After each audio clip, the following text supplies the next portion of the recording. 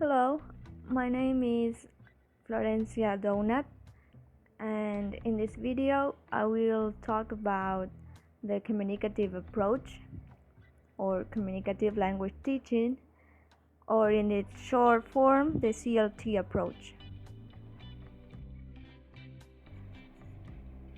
The communicative language teaching, or CLT, is an approach to the teaching of second and foreign languages that emphasizes interaction and both the means and the ultimate goal of learning a language.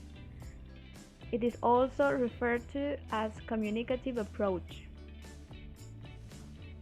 The communicative approach is based on the idea that learning language successfully comes through having to communicate real meaning. When learners are involved in real communication, their natural strategies for language acquisition will be used, and this will allow them to learn to use the language. Most of the methods are for students to learn to communicate in a target language. In 1960s, it has been questioned that students could not genuinely communicate outside of the classroom properly. Being able to communicate requires more than a mastery in linguistic structures. Communication requires students to perform certain functions within a social context. In the late 1970s and early 1980s, linguistic structure-centered approach shifted to a communicative approach. Based on Chomsky linguistic theory, the goal of learning a language is composing grammatically correct sentences. For example, learning the accuracy of language. For I.C.S, Chomsky linguistic theory, which only stresses on the grammatical accuracy of a language, is insufficient. It lacks the consideration of using language as communication in real life. I.C.S argued that grammatical competence is only a part of a language, in which communication and culture should be also concerned. Language should be taught and learned as communication. Communicative competence is a term which was appeared firstly in I.C.S article on communicative competence. Communicative competence is what a language speakers need to know in order to be communicatively competent in a community. In I.C.S communicative competence, it emphasizes on the language in use. An ideal language speaker needs not only to know the structure of sentences of a language correctly, but also the use of these sentences in a specific social context appropriately. I.C.S communicative competence has a huge impact on language teaching and learning. Before I.C.S raised the notion of communicative competence, the language was seen as only the grammatical matter by linguistics and educational practitioners. In 1970s, under the influence of I.C.S notion of communicative competence, the dimension of language was extended and considered to include aspects of communication and culture. A new teaching approach named communicative language teaching was developed. Students are expected to use the language a great deal through communicative activities. Learning to use language forms appropriately is the essential part of communicative competence. Therefore, students should be given an opportunity to express their ideas and opinions.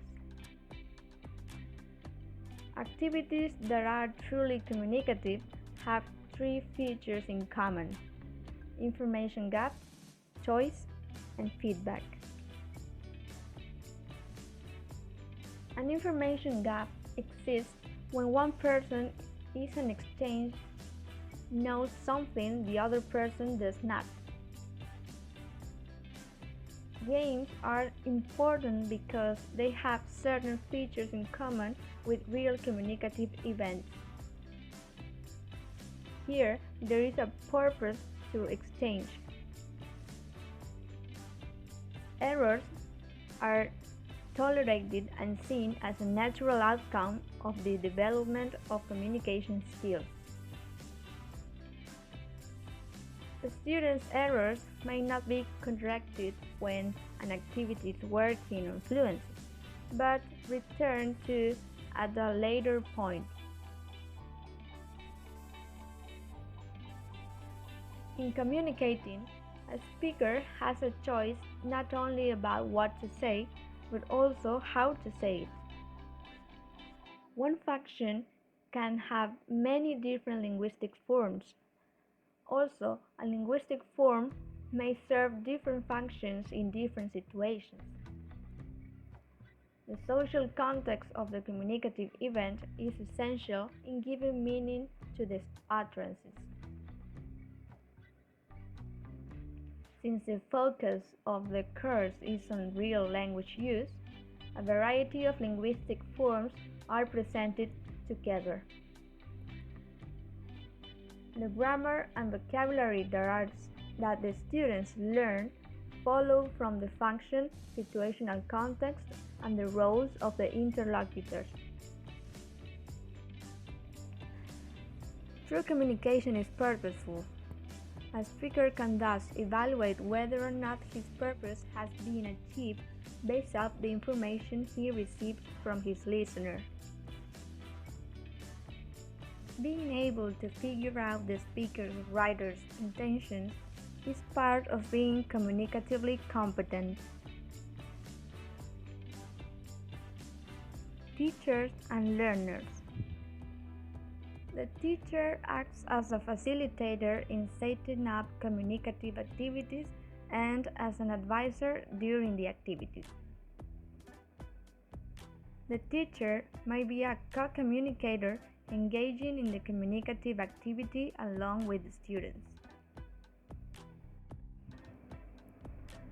When the teacher acts as a facilitator, he may not always himself interact with students. Students interact a great deal with one another in various ways: pairs, small groups, and a whole group.